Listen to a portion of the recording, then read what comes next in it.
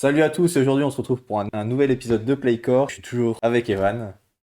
Wesh, Il y a trop ça de va caméras quoi? là, à droite à gauche, on sait plus où donner de la tête. On se retrouve dans un nouveau décor en plus. Pas chercher à argumenter beaucoup plus, on va directement commencer avec quelque chose qui ne change jamais. C'est les news de la semaine. Et aujourd'hui, on a beaucoup de choses à vous dire, enfin beaucoup. Des choses vraiment importantes, surtout si vous êtes fan de manga et d'un manga en particulier, One Piece. Les gars, on a enfin la révélation de qui est Imu, qui a été introduit en 2018. Et là, avec le chapitre 1179, ce mystérieux personnage révèle enfin son vrai visage et son vrai nom, Saint Neroma Imu, le roi du monde. Il y a beaucoup de théories qui sont en train de spéculer à droite à gauche comme quoi il aurait le fruit du démon originel, etc. Nous, on n'est pas à jour dans One Piece. J'ai 3 ans de retard les mecs, je suis désolé. En vrai, ce que ça veut dire concrètement, c'est qu'on arrive vraiment sur la partie finale. De toute façon, Oda l'avait annoncé il y a quelques années que à partir de 2025, je crois 2024, on allait rentrer dans l'arc final de One Piece. Et ça commence à se faire petit à petit. Et moi, ma take, c'est que je pense qu'il y a beaucoup de fans qui vont commencer à être déçus petit à petit parce que là, on va arriver sur la fin. Et je pense qu'avec plus de 1100 chapitres, tu peux pas convenir à tout le monde. On va même dépasser, à mon avis, les 1200 chapitres. Tu peux pas faire une fin où tout le monde va être content, en fait. Ah non, c'est clair, là ouais, comme tu l'as dit, on arrive vers la fin. Et on arrive tellement vers la fin qu'Oda a écrit le One Piece sur un bout de papier et qu'il a acheté dans la mer. Et il y a Aisho Speed, je sais pas si t'as Non, suivi, j'ai pas regardé. qui veut aller chercher le One Piece en sous-marin et tout, de ce que j'ai compris. J'ai vu ça il y a 2 3 semaines. Moi personnellement j'ai lâché. En fait, je trouve que ça s'éparpillait trop. L'animation, ça ressemblait plus au One Piece d'il y a 20 ans. Après, ça paraît logique parce que l'animation, elle se Ouais, puis développe. c'était en 16 neuvième, je crois, à l'ancienne. Bah, c'était vraiment de l'animation à l'ancienne. Là, à Ouais. la fin, ça devient, il y a des fluides partout, frère. C'est plus One Piece, ça devient DBZ. Je me suis arrêté au scan quand c'était sur l'île de Vegapunk. Ça m'a saoulé, quoi. Ouais, bah. Il y a trop d'épisodes. En fait, il y a trop d'intrigues. À part pour ceux qui ont commencé vraiment dans l'enfance, je pense que c'est compliqué de rattraper One Piece et de rester toujours accroché. Tu te rends compte, on est à quelques années de savoir ce que c'est le One Piece. Ça fait 26 ans que je suis sur cette terre, 26 ans qu'on est en train de nous teaser. C'est quoi le One Piece? T'avais un mec qui avait dit, ouais, le One Piece, en vrai, tout est dans le titre, c'est juste une pièce. Imagine, wesh. On va parler d'un jour historique, le 18 décembre 2026, il va avoir le Doomsday, donc il va y avoir Dune partie 3, toujours fait par Denis Villeneuve. Le film va se dérouler 12 ans après les événements de la partie 2, donc Paul sera enfin devenu l'empereur de la galaxie et sa guerre sainte va être à son apogée. Et vous allez voir, il y a une grosse conspiration normalement qui sera mise en place pour essayer d'assassiner Paul Atreides, notamment avec le personnage de... alors c'est Cital, je sais pas comment ça se prononce, mais ça va être joué par Robert Pattinson, Ah qui ouais? intègre du coup le casting. Ah, c'est stylé, ça. Ouais, et forcément Doomsday, le D c'est pour Doomsday de Avengers, donc avec le retour de Robert Downey Jr. en Docteur Doom. On en avait parlé dans le précédent podcast et on n'est pas tellement convaincus. Je pense que ce jour-là, ça va être à double enjeu pour le MCU. Soit ils vont se relancer, soit ils vont se planter, à Ça, voir. ça pue du cul. Puis moi, j'écoute beaucoup de podcasts sur le cinéma et à ce qui paraît, le développement du film, il est catastrophique, hein. Ouais, de toute façon, en vrai, le MCU, quand tu regardes tous les films, hein, c'est un peu compliqué. Là où je suis surpris, c'est que les séries, Daredevil, ça se passe bien. Loki, c'était cool. Ensuite, on a eu deux, trois séries, Echo, etc., qui n'étaient pas non plus des grands chefs-d'œuvre, mais ça se regardait. Mais les films, c'est vraiment zéro pointé, à part Deadpool, qu'on avait parlé la dernière fois. Mais Ouais, bon. le 3 il était pas mal. On vous invite à regarder le précédent podcast, on avait parlé sur la fin, justement, dans une chronique qu'on a appelée Le Tribunal, et vous nous donnerez votre propre avis. Et enfin, on va parler d'une dernière sortie dans les news.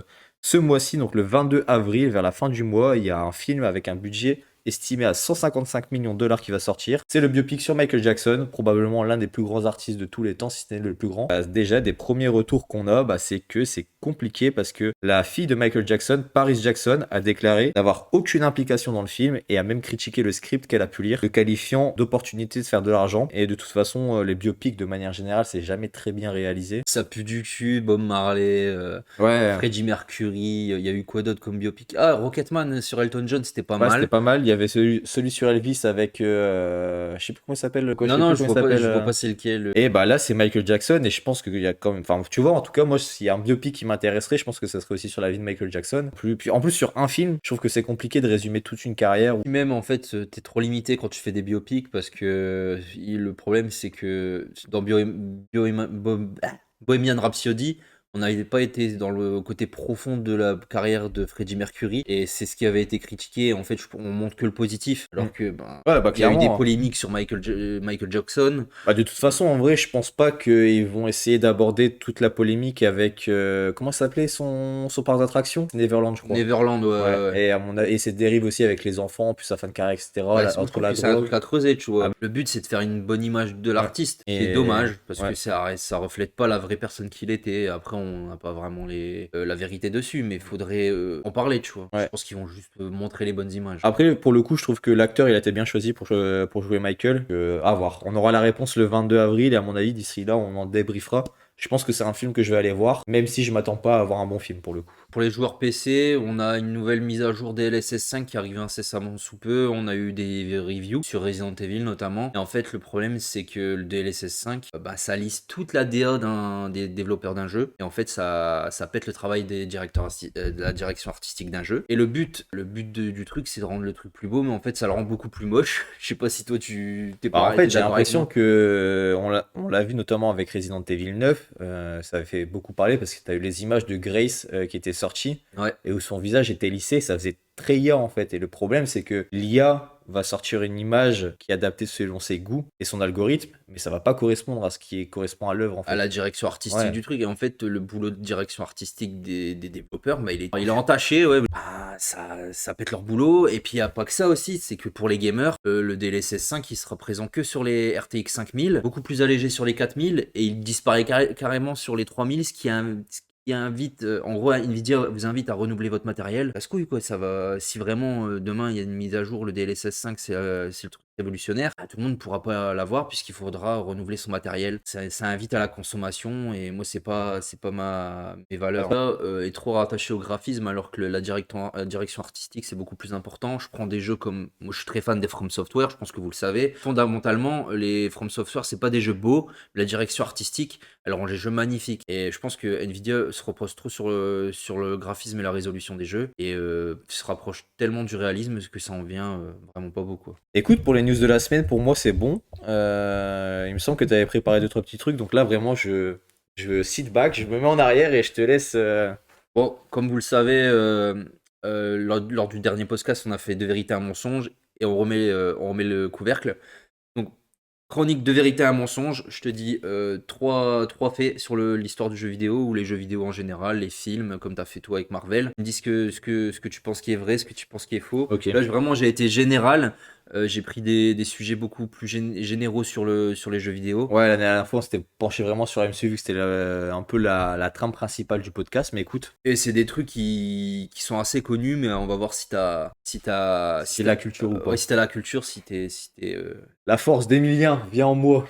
Alors, pour le premier truc, en gros, c'est est-ce que le terme Smurf, en gros, vous savez, pour les connaisseurs, les joueurs, c'est les joueurs expérimentés qui utilisent un faux compte. On va même dire autre chose. Des gros enfoirés qui Euh, profitent de leur niveau pour aller tabasser des jeunes, pour les En gros, ouais, traumatiser. c'est des joueurs un peu expérimentés qui font des nouveaux comptes pour jouer avec des débutants. Est-ce que justement ce terme Smurf vient justement de joueurs de StarCraft qui utilisaient des faux comptes pour tromper leur adversaire? Hmm. Faut qu'ils soient reconnus. Dans dans Dark Souls, est-ce que certains mobs deviennent plus agressifs et changent légèrement de comportement si tu les affrontes plusieurs fois? Ok. Et 3, est-ce que Ocarina of Time a été le premier jeu en 3D? Je te laisse réfléchir. Oh, c'est dur. Je pense pas que Ocarina of Time a été le premier. C'est sorti quand Ocarina of Time?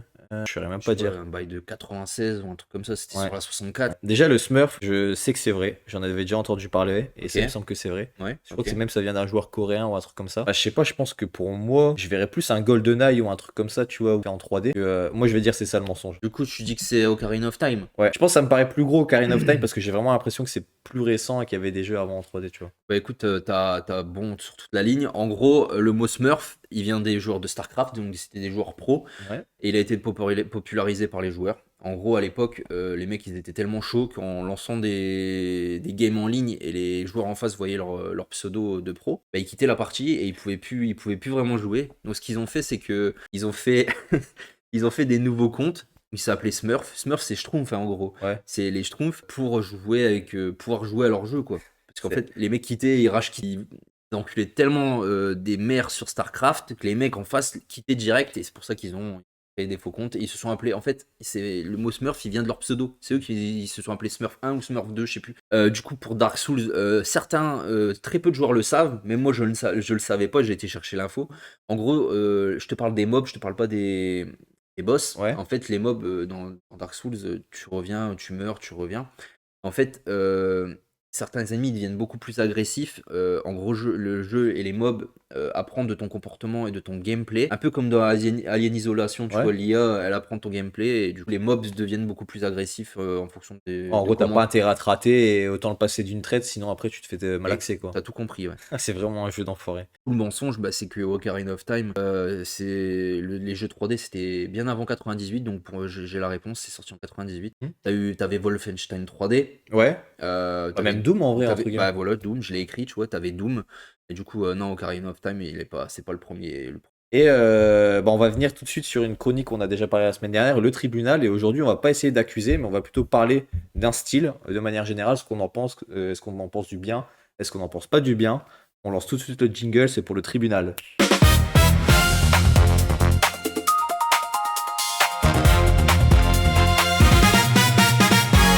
Du coup, on va revenir sur un sujet qui va parler énormément à Mada, parce que lui, c'est un gros fan de l'horreur. On va parler des jeux d'horreur, de manière générale, ce qu'on en pense. Quels sont les jeux qui nous ont marqué? Est-ce que le genre marche encore à l'heure actuelle ou pas? Et moi, je vais me permettre de commencer avec mon top jeu horreur qui ne changera pas pour le moment. Et moi, je mettrai Dead Space et Alien Isolation à la même échelle. Et je mettrai peut-être RE7 sur le côté nouveau, parce que mon préféré, c'est RE4. Et il est trop tourné action pour que je le considère comme un jeu d'horreur. J'avais pas tellement peur. RE7, par contre, la vue, tu sois en première personne et que t'atterris chez les fous, vraiment, c'est... Chez les Bakers. Ouais, vraiment, c'est une journée en enfer pour aller récupérer ta femme, ça m'avait traumatisé. En plus, pour une meuf mid, là, tout Ouais, bon, ça c'est... Reste en Louisiane, frère. Débat parallèle. Mia. Vas-y, frère. C'est Détroit hongrois, ça, à mon avis. T'es un fou, toi. Des fois, c'est des 12 pakistanaises, frère. Elle est esquintée, frère. En tout cas, je trouve que l'horreur, de plus en plus, ça me fait surtout peur quand je suis à la première personne, déjà. Immersif. Je trouve qu'il y a peu de jeux qui ont réussi à me donner la sensation que j'ai eue, notamment dans Alien Isolation. C'est celui que j'ai le plus frais dans ma tête. Le jeu m'a vraiment fait ressentir de l'oppression constante parce que l'alien, quand il vous pourchasse, en plus avec les mécaniques du fait qu'il apprend votre manière de jouer pour vous trouver, etc., j'ai trouvé le jeu mais terrifiant. C'est-à-dire que quand je le lançais, je jouais des 15-20 minutes, j'arrêtais parce que j'avais peur. Je regardais une vidéo YouTube et je reprenais. Et vraiment, le jeu, j'ai pris au moins 3-4 semaines avant de le finir, alors que d'habitude, c'est ligne droite. Tellement j'étais terrifié. Bah, moi, je l'ai pas fini tellement je me suis chié dessus. Alors, vraiment, il y a un truc que moi qu'il faut penser, c'est les jeux d'horreur et les films d'horreur. Les films d'horreur, moi, ça me fait plus rien. Vraiment, j'en ai tellement maté que ça me fait plus rien du tout. Alors que les jeux d'horreur, le fait que c'est toi qui contrôle le personnage, l'environnement, c'est toi qui le contrôle, enfin, tu contrôles le perso, c'est encore plus terrifiant. En fait, c'est bizarre, il y a un truc entre les deux. Alien Isolation, pour moi, c'est le jeu le plus terrifiant que j'ai pu faire. Tellement terrifiant que je l'ai pas fini. Et pour mon top, pareil, hein, en gros, mon top va ressembler un peu au tien. Moi, je vais avoir Alien Isolation, Ouais. je vais avoir Dead Space. Dead Space, en fait, j'ai une relation incroyable avec le jeu parce que c'est ma mère qui me l'avait acheté. Je l'avais déjà expliqué dans un ancien podcast. Alors, vous avez été regardé, c'était dans notre top 10 jeux vidéo qu'on avait fait. Et puis la jaquette, elle est incroyable, la main de Isaac dans l'espace et Ouais. tout. Je rajoute Silent Hill 2. Ouais. Je pense qu'en termes de DA, c'est le meilleur. Quand on connaît l'histoire, c'est le mieux écrit. Et dernièrement, je sais pas, je vais pas mettre RE4 comme toi parce que c'est trop typé action. RE7, je sais pas trop été trop fan, je l'ai fini il y a pas très longtemps. Horreur pure, je sais pas. RE8, un truc comme ça, tu vois. Ouais. Et en vrai, RE8, il est terrible, la DA, elle est incroyable. Ouais, franchement, le passage quand j'avais joué où t'as les poupées et que tu dois la chercher, Ouais, j'ai trouvé vraiment cool et il y a des bonnes mécaniques en fait. Moi, les jeux vidéo d'horreur, c'est mon genre de jeu vidéo préféré. Ouais. Là où je m'y retrouve le plus et je trouve que c'est là où les développeurs se lâchent le plus. Mais ça fait peur 1, 2, 3 fois. Après, t'as joué au bout de 2-3 ans, t'es plus censé avoir peur. Ouais, bah c'est le principe des jumpscares, hein, Ouais, comme voilà. dans un film. Hein. Première fois, je vais faire Oh Ouais. Tu vas avoir peur une fois et si tu le fais 15 fois, au bout d'un moment, voilà quoi. Moi, j'aurais bien aimé qu'on parle d'un jeu. Je sais plus c'est qui. C'est Hideo Kojima qui devait le sortir. Et c'était une bêta qui est jamais sortie. Ah, Pity. Pity. Et à mon avis, ça aurait pu être le jeu d'horreur de l'histoire, vraiment. Dis-toi, il y a des plays avec la démo qui se vendent de 2000-3000 euros, tu vois. Tellement le jeu, ça allait être incroyable. Et puis le jeu, il allait être en première personne. Ouais. Le jeu se fera jamais, et moi c'est un de mes plus gros regrets parce que je suis trop fan de Silent Hill. Le 2, comme je l'ai dit, le jeu d'horreur le mieux écrit et peut-être l'un des jeux tout court les mieux écrits du monde. Tu parlais de jeu oppressant, je trouve que c'est le jeu le plus oppressant avec Alias Isolation. Et ouais, Peachy, c'est réputé incroyable. Et ce que j'avais appris il y a pas longtemps, c'est que tu sais, t'as une sorte de monstre à la fin que tu vois de la démo. Et en fait, depuis le début, il est tout le temps dans ton dos. Ah ouais? C'est-à-dire qu'il est constamment dans ton dos et tu le remarques pas en fait. Et mais quand tu te tournes, il est plus là. Ouais, voilà. Et en fait, il est tout le temps dans ta zone juste derrière toi. Et voilà, c'est le petit fun fact que j'avais appris, mais c'est dommage. Ouais, franchement, c'est dommage et je comprends pas même pourquoi il n'a pas essayé de se battre pour récupérer les droits, etc. Après, Je crois qu'il était sur Death Stranding et tout. Ouais. Tu vois, il s'est dit. Ça puis après, c'est des très bons jeux en vrai, Death Stranding. Donc, il a fait son choix, Paris gagnant, parce qu'en plus, bah, il a sorti 2 beaux jeux, même si le premier c'est Chronopost le jeu. Colis privé, wesh. Mais voilà, bah écoute, moi, je pense que j'ai fait le tour sur le jeu d'horreur. Moi, je pense que c'est un genre qui a besoin d'être peut-être rechallengé par des nouvelles idées, des nouvelles manières de faire. N'hésitez pas à nous dire en commentaire ce que vous pensez du style du jeu d'horreur. Est-ce que c'est quelque chose que vous aimez bien, vous aimez pas? Je sais que j'ai des potes qui sont beaucoup trop flippettes pour se lancer dans ce genre d'aventure. Et à l'inverse, j'ai des potes qui jouent uniquement aux jeux vidéo pour ça, donc à voir. Bah, nouvelle chronique, les mecs, la draft. La draft!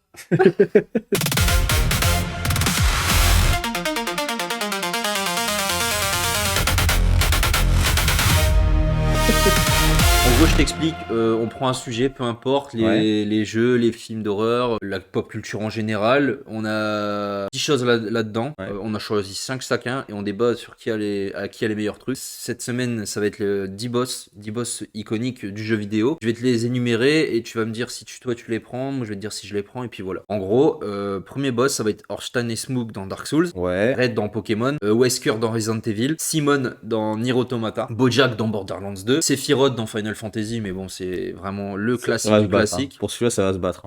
Sigrun dans God of War, Malenia Elden Ring, Ganondorf Zelda, et pour troll un peu, le fœtus géant nazi dans South Park, le bâton de la vérité. Bah, écoute, déjà, on va commencer tout de suite. Moi, je vais te dire, il y aura pas boss plus stylé que Sephiroth, donc moi, c'est... En tout cas, toi, t'as pas tellement joué à des Final Fantasy, mais, Non, mais... pour tous ceux qui ont fait, je pense que c'est même l'un des plus beaux boss en termes d'histoire, de lore, de flow aussi. Ouais, il a un flow de baiser, malade. ouais. Moi, je me vois pas faire un top sans Sephiroth. Je le laisse. Je sais pas comment on fonctionne, on le fait peut-être à chacun son tour et on dit un par un. Vas-y, Mais moi, écoute, premier tour, je le prends direct et au moins je me sécurise. Je te le laisse avec plaisir. Je sais que c'est un des boss les plus iconiques de l'histoire du jeu vidéo. Et je dirais même que je pense que je pense que c'est le boss le plus iconique de l'histoire du jeu vidéo. J'ai jamais fait Final Fantasy et j'en ai déjà entendu parler. Je joue à Smash Bros. J'ai déjà joué Sephiroth. Ornstein et Smough, du coup, je le prends. Je pense que c'est le boss, l'un des top 5 boss plus emblématiques des From Software et des Dark Souls en général. C'est le premier duo boss des Dark Souls et la première fois que tu les rencontres, l'OST il est incroyable et le boss, tu dis jamais je les passe. Et il est dur de baiser. Et vraiment, moi, pour le coup, c'est un de mes boss qui m'a le plus marqué dans les From Software. Hein. Ensuite, tu as Red. Red, écoute, c'est compliqué, là, je réfléchis à la liste. En vrai, ça se tape, hein, pour Red Cynthia, j'aurais même mis, je sais plus comment il s'appelle dans Pokémon Noir et Blanc. Il fait partie du Conseil des 4. Et non, je sais plus comment ça s'appelle même à la fin. Ouais, je crois que c'est ça, un Conseil 4. Je sais plus, bref. Mais c'est celui avec son Pyrax à la fin, où je trouve qu'il y a une DA super stylée. Mais après, ouais, si tu dois me parler de 2 personnes, en vrai, t'en as 3. Hein. Red, Blue, Cynthia. Cynthia, son Karchakroc et son Spiritomb, ils m'ont fait rôter du sang quand j'étais petit. J'avais envie de péter un câble et j'avais été beaucoup trop tôt à la ligue. Et je crois que ça c'est dans mes souvenirs. J'étais chez mon pote, je me rappelle, j'étais en train de jouer alors que je devais pas. Je devais dormir. Ça s'est vraiment fini sur le dernier rappel max, mon dernier soin, etc. Et je l'ai niqué sur un coup critique et j'étais vraiment. Limite, je pleurais de jouer. J'étais en mode putain, je l'ai fait, tu vois. Un vrai défi. Ouais, Cynthia, c'est un truc de baiser, frère. Mais par contre, et du coup, quand j'ai grandi, j'ai rejoué aux versions où il y a Red à la fin et que t'arrives. Je pense qu'on peut pas avoir plus dur dans Pokémon où vraiment le boss fight. Si tous tes Pokémon ils sont pas minimum niveau 90-100 et si t'as pas une équipe qui est opti ou en tout cas tu joues juste casu, t'as monté tes Pokémon et t'as pris des Pokémon comme ça au pif, tu te fais arracher le cul. Vraiment, sa team elle est vraiment trop forte. La première fois que j'ai été avec un Castorno. Et je me suis fait laver le cul par Cynthia, frère. Après, tu reviens, t'as une équipe un peu plus cohérente, tu vois. Bah écoute, Red, moi je pense que je vais le prendre. Je vais pas passer mon tour. Moi je pense que je vais prendre le prochain. Hein. Le prochain, c'est Wesker. Pour t'expliquer, Resident Evil 5, il y a beaucoup de gens qui le critiquent, mais moi en fait, j'ai un trop bon rapport à ce jeu parce que je l'ai fait quand j'étais petit. Mon aspect critique, il est un peu plus. Ouais, c'est biaisé. Ouais. Tu vois. Moi, j'ai des bons souvenirs sur Resident Evil 5, surtout à la fin, dans la lave, quand Chris il met une grosse tarcha à la grosse pierre qui fait 3 tonnes, là, avec ses gros biceps sous. tout Trenbolone là. Mais non, vraiment, le Wesker, j'avais trop kiffé. Tu sais, quand il vesquille comme ça, tac, Mais tac, en tac. plus, je vois tellement je suis deg en vrai, j'aurais dû te laisser raid peut-être et prendre Wesker. J'avais plein d'édits sur Wesker dans mon feed où il fait 7 minutes is all I got for you. Et après, t'es là, tu te bats et tout machin en mode style. Mais frère, il fait des vesquis et tout. Puis c'est vraiment le boss le plus emblématique des Resident Evil Bah, parce puis qu'il est c'est. présent dans tous les jeux quasiment. Ouais, c'est même celui qui a conduit toute la trame principale de Resident Evil. C'est Hein. Il a écrit. été tout le temps présent dans Raccoon City, il a travaillé pour Umbrella, puis il les a trahis, puis il a monté son truc, etc. Tous les virus. De toute façon, à chaque fois qu'il y a un problème, il y a Wesker. Ouais, c'est ça. Donc, C'est vraiment le fils de pute ultime de la saga Resident Evil. Le prochain, je pense que tu le connais pas malheureusement, mais c'est Simon dans Nier Automata. Et le boss, il est incroyable parce que je pense que c'est l'une des meilleures OST de boss que j'ai entendu dans un jeu. Le boss, en plus, c'est trop bien parce qu'il est polyvalent. Et vraiment, moi, le boss, je pense, c'est un des boss de Nier Automata qui m'a le plus marqué avec Emile. Emile, c'est pas un boss obligatoire dans le jeu. tu vois, j'ai pas beaucoup de souvenirs de Nier Automata, mais moi, si j'aurais mis un boss, je sais pas si t'avais déjà vu, tu peux jouer les créateurs du jeu. Et moi, j'avais trouvé le boss fight hyper marrant et bien intégré. Et de toute façon, en vrai, Nier Automata, c'est un jeu qui a à faire enfin, je vous dis ça, moi, je l'ai même pas fait, je l'ai même pas fini plutôt. Toute la mécanique de jeu, etc., les boss que t'affrontes, les manières dont on présente le gameplay, c'est vraiment un excellent jeu. Je te l'accorde, peut-être que je vais y jouer et plus tard, je vais me dire, putain, en vrai, j'aurais préféré le choisir, mais. Les OST, ça me fait partie de mon top 3 avec Silent Hill, Nier Automata et il y a quoi d'autre? Il y a les Souls, hein, les Dark Souls aussi. Prochain boss, c'est Borderlands 2, c'est Bojack. Attends, parce qu'il faut que je me souvienne des autres qu'il y a après. En vrai, il était vraiment marrant. Hein. Il y a beaucoup de. De toute façon, en vrai, tu peux prendre tous les boss de Borderlands. Il y a toujours des gimmicks qui sont marrantes. Mais Dans du cul. je pense que je vais peut-être le laisser pour voir la suite parce qu'il me semble que juste après, il y a Malenia. Et ça, je vais le prendre dans l'équipe. Sale Donc... bâtard. T'as même pas fini. donc, moi, je te laisse, Bojack, écoute. Ah putain. Et Vas-y, juste- tu sais quoi, je prends Bojack parce que Borderlands 2, c'est dans mon top jeu de tous les temps. J'ai trop un bon rapport à ce jeu et Bojack, c'est le boss ultime du jeu. Le boss d'après, c'est pas Malenia, non. C'est Sigrun dans God of War. C'est la reine des Valkyries, la grosse pute là. Ah putain, ouais. Quand je l'ai passé, j'avais des larmes aux yeux, moi. Bah écoute, ouais, je l'avais fait aussi. Est-ce que je prends ou pas? Bah en vrai, je vais prendre. Hein. Par contre, la suivante, je suis quasi sûr que c'est Malenia, il me semble. Donc en vrai, c'est un choix à faire, mais j'ai parlé par rapport à un boss que j'ai fait. Malenia, je l'ai pas fait pour le coup, donc j'ai moins cet attrait par rapport à ce personnage. Mais ouais, je me rappelle que quand j'avais fait la run des Valkyries, puis la dernière, quand tu l'as pas, c'était vraiment en mode mon dieu, mais. Et là, la pute, elle a toutes les compétences des autres Valkyries, Ouais. frère. Ouais, non, vraiment, je me rappelle que j'avais galéré, mais j'avais trouvé ça cool aussi d'avoir ce côté challengeant parce que tout le long du jeu, je vais pas dire que je m'étais fait chier, mais tu roules sur le jeu assez facilement. Ouais, il est pas compliqué, God Et, of War. et là, vraiment, en fait, j'ai pas compris le virement de situation où tu te dis, ok, c'est tranquille tout le long, et à la fin, ils te mettent des épreuves où t'es vraiment te dire, putain, mais je vais galérer sur ça, quoi. Sigrun, frère, c'était n'importe quoi. En plus, il y a un moment, elle saute dans les airs, elle atterrit sur toi, elle te met un Ouais. gros pied, son gros panard sur la tête, elle te. En vrai, ouais, je prends. Je prends dans mon équipe. Malenia, Elden Ring, je pense le boss le plus iconique d'Elden Ring, alors que c'est même pas un boss obligatoire. Et je pense que c'est même devenu un des boss les plus iconiques de tout From Software. Hein. Ouais, même de tous les temps, de tous les temps. En fait, le lore du personnage, il est incroyable. Le fait que ce soit pas un boss obligatoire, que les joueurs vont chercher au fin fond d'une zone pour aller la trouver. Faut passer sur des arbres et tout, tu descends. Ah, il y a t'arrives- Malenia. Blade of Michaela, la grosse pute là. Si t'as pas un build adapté, tu vas te faire rouler le cul. Tu vas roter du sang. Moi, la première fois que je l'ai fait, j'ai demandé à un pote à moi, c'était Ismaël. Frère, comme Late Me a Solo Earth, j'étais derrière, j'étais comme ça. je le voyais le battre, mais vas-y, j'ai fait trop la salope. Et après, je l'ai refait. J'avais un build adapté en enseignement. Et en vrai, le boss, il est pas non plus infaisable. Hein. Ouais, je crois que c'est surtout dans la deuxième phase, t'as une équipe une attaque à 3 coups, je crois. Dans les deux phases, celui-là. Ouais. En gros, c'est vraiment ce coup-là qui rend le boss super dur. En gros, elle te fait une rafale de coups de lame. Si tu esquives pas à la frame près ou si tu te barres pas, tu vas te prendre le coup, tu décèdes, tu décèdes sûr à 100%. Mais en fait, c'est ça qui rend le combat épique, c'est l'OST déjà. La zone, le fait qu'elle n'est pas obligatoire, le fait que déjà la deuxième phase, elle est incroyable. Elle est toute en fleurs et tout. Et... Ouais, l'introduction elle est vraiment stylée. Bah, même du début, quand tu la vois, à la fin, à la deuxième phase, vraiment, je trouve que les cinématiques elles sont belles et le chara design de manière générale est vraiment stylé. Et puis, ouais, vraiment, pour le coup. C'est pas mon boss préféré, mais je pense que c'est le boss le plus iconique d'Elden Ring. Si tu me l'accordes, je la prends. Ah, de toute façon, j'ai pas le choix, c'est ton tour de piocher donc.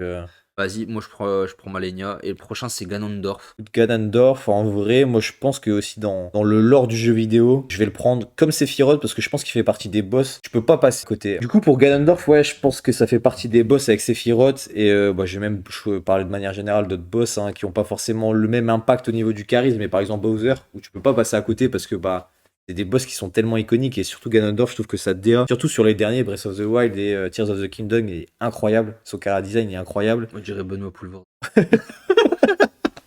Il y a trop une tête de Benoît Poulvord, frère. Ganondorf, on dirait Benoît Avec Poulvord. sa grosse calvasse et tout. Mais non, ouais, je trouve que, je sais pas, il y a un flow qui fait que tout son lore, en fait, je trouve qu'il est exceptionnel. Et je vais le prendre. En vrai, je vais le prendre. Et le dernier, Fœtus géant en Asie, dans South Park, le bâton de la vérité. Et du coup, je récupère le bébé fœtus là, zombie de South Park. Mais tu sais quoi, ça me va très bien. Parce que moi, c'est un de mes jeux préférés. Même les deux jeux South Park, je les avais kiffés. J'avais préféré le premier quand même. J'ai pleuré de rire. Déjà, c'est un de mes dessins animés, série d'animation que je préfère le plus, même devant les Simpsons, devant Family Guy, etc. À chaque fois que je regarde South Park, je pleure de rire. Et là, je me rappelle encore du moment où tu passes dans la clinique, il sort et tu dois l'affronter. T'as vraiment les lignes de dialogue qui sont à mourir de rire et... Dans la clinique, tu dois faire avorter Monsieur Garrison. Ouais. Putain, mais vraiment, ce jeu, il part en couille de baiser. À la fin, t'affrontes en miniature, tu dois vesquiller les couilles de ton père qui baisse ta mère et tout.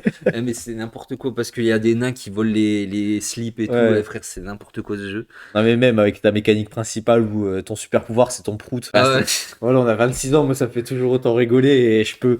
En vrai, de toute façon, dans tous les cas, si on devait débattre, je l'aurais choisi, même si tu voulais le prendre ou quoi que ce soit, j'aurais tout fait pour l'avoir parce que vraiment je le trouve trop gaulerie ce boss et ça montre l'essence même. Un fœtus géant, déjà faut y penser. En plus qu'il soit nazi et en plus qu'il soit zombie, c'est vraiment la totale et juste pour mon amour de South Park, je me sens obligé de l'accueillir dans l'équipe. En vrai, tu m'enlèves le fœtus et je pense que j'ai une team qui est vraiment très correcte sur la difficulté, le moment que ça arrive, l'impact, etc. Je trouve que j'ai beaucoup de boss fight final, tu vois. Toi, t'as des boss iconiques, t'as des boss beaucoup plus iconiques que moi parce que t'as Ganondorf, t'as Je pense que Sephiroth. mais déjà juste Ganondorf à Sephiroth. Déjà juste Sephiroth à un moment, c'est fini. On ne parle plus. Mais si on parle de difficulté même, je pense que j'ai des boss beaucoup. Toi, j'ai Ornstein et Smook, j'ai Malenia, tu vois. Déjà à partir de moment où t'as deux boss de From Software, ouais. bon, je peux faire difficilement plus Je sais pas, compliqué. je trouve que ça se tape, sauf le fœtus. Et là, il entache tout, il a tout niqué le fœtus, frère. Ouais, c'est pas grave. Écoutez, n'hésitez pas à nous dire en commentaire qui gagne selon vous. Moi, je pense personnellement que j'ai une équipe qui, sur papier, elle est plus belle. N'hésitez pas à nous le dire en commentaire. Bah écoutez les mecs, on a fini nos chroniques, on va passer à des petites recommandations. Vas-y, je vais te laisser commencer. Écoutez, moi j'en ai pas tellement. Je me suis refait les James Bond il y a pas longtemps. J'avais oublié à quel point en fait les musiques d'introduction et surtout du dernier No Time to Die de Billie Eilish, la musique elle est incroyable et du coup voilà, petit moment émotion, je l'avais écouté et j'avais trouvé ça vraiment stylé. Et je voulais conseiller aussi un film que j'ai regardé il y a pas longtemps, My Beautiful Boy, donc c'est avec Steve Carell, Timothée Chalamet. C'est un des rares films où ça m'a fait un peu tirer la larme aux yeux. Mais ouais, l'histoire je l'avais trouvé super belle. Donc pour vous la résumer, c'est un père divorcé qui va essayer d'élever son fils et son fils va malheureusement tomber dans la drogue. On va le suivre en fait sur sa bataille contre la drogue, sur comment élever son fils, comment accepter le fait que son fils ça soit un camé. Et je trouve que ça te montre vraiment le vrai vécu en fait d'une famille dont un des proches est rongé par la drogue et ça dure 2 heures à peu près, c'est assez émouvant. Moi, ma petite reco, c'est que j'écoute énormément de podcasts et en fait, je suis très fan des films d'horreur, je vous l'ai dit tout à l'heure, et j'écoute un podcast qui s'appelle le podcast Jumpscare. C'est une équipe 4-5 potes qui font des reviews de films plus ou moins connus. Et j'écoute ça dans la voiture et les mecs, le podcast il est super quali. Des fois, ils invitent des réalisateurs. Ils ont fait un podcast avec Christophe Gans qui a réalisé le dernier Silent Hill. Ouais. Bon, malgré que le film se fait défoncer et que, à part, j'ai vraiment pas aimé. C'est super, super intéressant. Ils ont eu Robert Englund qui fait Freddy les Griffes de la Nuit. Et vraiment, pour le coup, c'est vraiment un podcast super intéressant. Si vous êtes vraiment fan de films d'horreur, foncez écouter. C'est sur toutes les plateformes de streaming. Ouais. C'était encore un plaisir de vous avoir. On vous a dit qu'on allait être plus régulier. La preuve en est, on est plus régulier. Et on se dit à la prochaine pour un nouvel épisode du podcast. À plus les mecs.